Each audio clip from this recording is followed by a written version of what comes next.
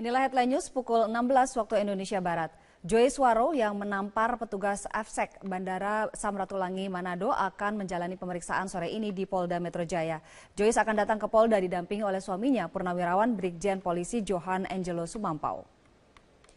Karopenmas Mabes Polri, Brigjen Polisi Rikwanto menyatakan pemeriksaan Joyce di Polda Metro Jaya dimaksudkan agar mempermudah proses pemeriksaan yang sudah menyita perhatian publik ini.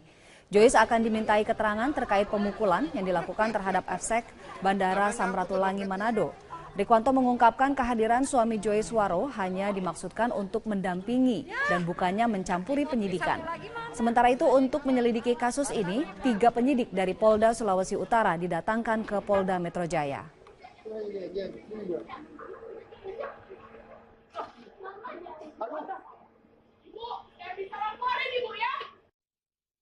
Media sosial. Tiga penyidik, tapi pendamping saja. Yang lain melihat saja, yang memeriksa 1 orang. Kalau Ibu Sumampau nanti didampingi suaminya, mudah-mudahan bersama suaminya. Pak, alasannya kan mempermudah, Pak. Mempermudah itu dalam artian seperti apa? Ya, jarak ya. Kemudian ini juga menjadi perhatian publik. Jadi prosesnya untuk lebih dapat didengar apa yang terjadi dan bagaimana itu terjadi, ya kita percepat dengan meminjamkan tempat di sini di Polda Metro. Joyce Waro, pihak terlapor dalam kasus dugaan pemukulan petugas bandara, rencananya akan diperiksa di Polda Metro Jaya pada hari ini. Eva Wondo akan melaporkan informasi terkini dari Polda Metro Jaya. Eva, apakah terlapor sudah datang memenuhi panggilan pemeriksaan, Eva? Ya, hingga saat ini terlapor dalam kasus dugaan pemukulan terhadap petugas Bandara Samratulangi Manado, Joyce Waro belum tiba di Mapolda Metro Jaya. Sedianya pemeriksaan terhadap Joyce Waro ini dimulai pukul 15 waktu Indonesia Barat, namun hingga saat ini pemeriksaan belum dimulai karena Joyce belum tiba di Polda Metro Jaya. Informasi yang kami peroleh dari Kabid Humas Polda Metro Jaya, Kombes Pol Argo Yono, Joyce Waro belum tiba di Polda Metro Jaya karena masih menunggu kehadiran dari suaminya yang merupakan Purnawirawan Polri dengan jabatan terakhir Brigjen Pol Johan Sumampau yang masih dalam perjalanan dari Padang menuju ke Jakarta. Sedianya Johan Sumampau ini akan mendampingi istrinya Joyce Waro selama proses pemeriksaan berlangsung di Polda Metro Jaya hari ini. Sedianya Joyce Waro ini akan diperiksa oleh tim penyidik dalam kapasitasnya sebagai pihak terlapor atas laporan 2 petugas bandara yang berinisial EM, EW, dan juga AM yang diduga dipukul dan ditampar oleh Joyce Waro di Bandara Samratulangi Manado. Kejadian ini bermula pada hari Rabu lalu ketika Joyce Waro hendak dalam perjalanan atau hendak berangkat ini dari Manado ke Jakarta. Ia diminta untuk melepaskan jam tangannya saat proses pemeriksaan X-ray berlangsung, namun diduga ia tidak terima, kemudian ia menampar dan juga memukul 2 petugas Bandara Samratulangi Manado. Afi. Eva, mengapa pemeriksaan terhadap Joyce Waro digelar di Polda Metro Jaya padahal proses hukum juga tengah berjalan di Manado? Ya, Afi, alasan pemeriksaan terhadap Joyce Waro digelar di Polda Metro Jaya karena untuk mempermudah proses pemeriksaan karena saat ini Joyce Waro sedang berada di Jakarta untuk beberapa hari. Selain itu, alasannya juga untuk mempercepat proses penyelidikan karena berdasarkan informasi yang kami peroleh dari Karopenmas Polri, Brigjen Pol Rikwanto, kasus ini telah menyita perhatian publik yang sangat besar sehingga untuk mempercepat proses pemeriksaan maka dilakukan di Polda Metro Jaya. Namun Polda Metro Jaya ini hanya sebagai lokasi pemeriksaan Joyce Waro karena tim penyidik ini tetap dari Manado, Sulawesi Utara. Informasi yang kami peroleh ada 3 tim penyidik yang nanti akan datang ke Polda Metro Jaya, namun hanya 1 tim penyidik dari Manado, Sulawesi Utara yang nanti akan memeriksa Joyce Waro. Dan informasi selengkapnya berikut kita simak pernyataan yang disampaikan oleh Brigjen Pol Rikwanto, Karopenmas Polri. Pinjam tempat di sini. Yang memeriksa adalah dari pihak penyidik di Polda Sulawesi Utara, yaitu di Polsek maupun di Polresnya. Mereka datang ke sini. Jadi Ibu Sumampau datang ke sini juga, nanti diperiksa di ruangan salah satu penyidik di Krimum Polda Metro Jaya. Berapa penyidik Pak yang datang Pak? Ya? Berapa penyidik yang datang Pak? 3 penyidik, tapi pendamping saja. Yang lain melihat saja, yang memeriksa satu. Polri memastikan bahwa tidak akan ada perlakuan khusus dalam proses hukum terhadap Joyce Warrow meskipun ia adalah istri dari Purnawirawan Polri dengan jabatan terakhir Brigjen Polisi. Afi, kembali ke Anda di studio. Ya baik, Eva Wondo, terima kasih atas laporan Anda. Sementara itu pemirsa, dalam konferensi pers yang digelar pasca kejadian penamparan oleh penumpang terhadap petugas AFSEX Bandara Samratulangi Manado, korban Elizabeth W. Hantau ini menyatakan dirinya telah melakukan tugas secara profesional dan sesuai prosedur, sehingga korban mengaku tidak takut jika pelaku akan melaporkan balik dirinya dengan dugaan perbuatan tidak menyenangkan. Saya sudah melakukan seperti yang sesuai prosedur. Kalau mungkin ibunya kurang senang, saya juga kurang tahu. Tapi saya bisa pastikan bahwa sikap saya waktu itu sangat-sangat profesional, memperlakukan selayaknya penumpang. Saya tidak menganggap dia penumpang ini dengan status sosialnya. Yang pasti semua penumpang berhak kami periksa. Ibu itu ngomong apa? Katanya saya berlaku tidak sopan, saya sama teman saya berlaku tidak sopan. Tapi saya bisa pastikan saya berlaku profesional.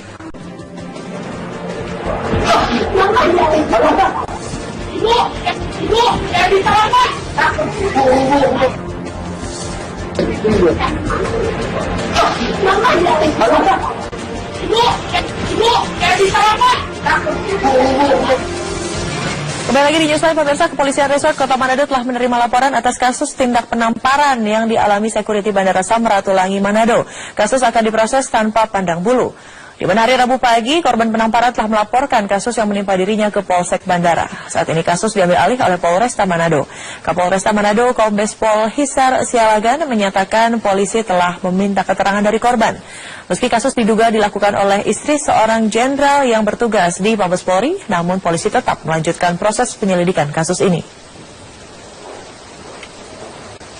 Dan kami telah menerima 2 laporan polisi dari petugas bandara, dari Aviation Security, AFSEC, dan kita sudah periksa juga korban dengan meminta keterangan dan membuatkan BAP. Besok juga kita akan proses cepat untuk melengkapi alat-alat bukti dan profesional. Ya, kasus penamparan petugas tim Aviation Security atau AFSEX Bandara Samratulangi Manado, Sulawesi Utara oleh seorang calon penumpang menjadi viral di media sosial. Sang penumpang marah karena diminta melepas jam tangannya, pemirsa. Dan seperti apakah sebenarnya tugas para penjaga keamanan bandara ini? Sudah hadir di studio Metro TV Newsline, sudah ada dari teman-teman. Ada teman dari Bu Elizabeth, atau saya sebutin Mbak Elizabeth, petugas Aviation Security, bernama Ali Sanuki. Pak Ali. Iya, Pak Ali sudah hadir di sini. Pak, sebenarnya kita penasaran, SOP standar profesional yang dilakukan oleh seorang Aviation Security ini seperti apa sampai akhirnya terjadi insiden penamparan? Sebenarnya tugas pokok kami adalah memastikan barang-barang yang dilarang, khususnya untuk membahayakan penerbangan, untuk tidak terangkut. Jadi di dalam itu kita mempunyai upaya-upaya, yaitu memang melakukan pemeriksaan di SCP 1 maupun SCP 2. Jadi mungkin seperti yang terjadi di Manado ini adalah ketika penumpang kita dari pada saat SCP 1 itu sudah dilakukan ada namanya signboard atau arahan untuk penumpang melepas ikat pinggang, jam tangan, dan semua yang berunsur logam harus dilakukan pemeriksaan. Dan itu dipasang besar-besar, seluruh calon penumpang tentunya akan bisa melihat itu. Kemudian juga di samping itu kita juga ada announcement rekaman yang sudah kita pasang di situ. Cuma kasus yang di Manado ini ketika sudah melalui WTMD atau walkthrough, ketika penumpang masih dalam WTMD kita masih berbunyi, itu seharusnya memang harus dilakukan double back. Sensornya begitu ya? Iya, jadi bahwa detektor ini masih berbunyi, jadi penumpang harus kami lakukan untuk double back, artinya harus dilakukan pemeriksaan ulang. Dan dalam hal ini mungkin dilihat masih ada jam tangan, jadi kita tetap harus mengarahkan untuk dilakukan pemeriksaan seperti itu. Oke, seperti kita ketahui semua bahwa jam tangan itu mungkin terlihat bahannya logam gitu. Ketika kejadian seperti yang terjadi di Manado, beliau berkeberatan untuk melepas, apa yang idealnya Anda lakukan sebagai petugas? Kami tetap mengarahkan dengan baik, dengan sopan tentunya. Tapi mungkin tentang setiap orang kan mempunyai karakter yang berbeda-beda, jadi tetap kita harus lakukan SOP, Pak. Oke. Tapi tetap selama ini pernah ada kejadian serupa, Mas? Ada, tapi mungkin tidak viral dan tidak berujung dengan penamparan. Baik, jadi tetap kita lakukan baik, karena kan kita juga mempunyai tugas sebagai pelayanan. Apapun itu penumpang adalah customer kami yang harus kita layani dengan baik. Oke.